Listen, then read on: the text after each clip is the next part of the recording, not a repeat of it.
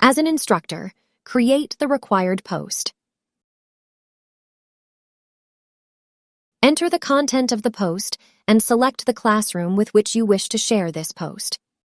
You can select multiple classrooms to share your announcement.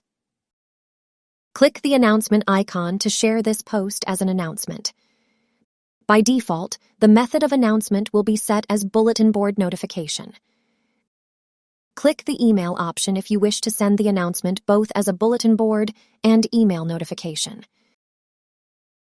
Click Post Now to share your post as an announcement.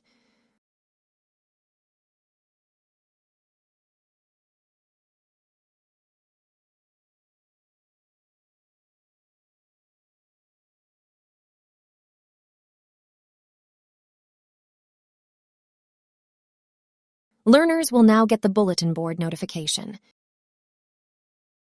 as well as the email notification for the created announcement.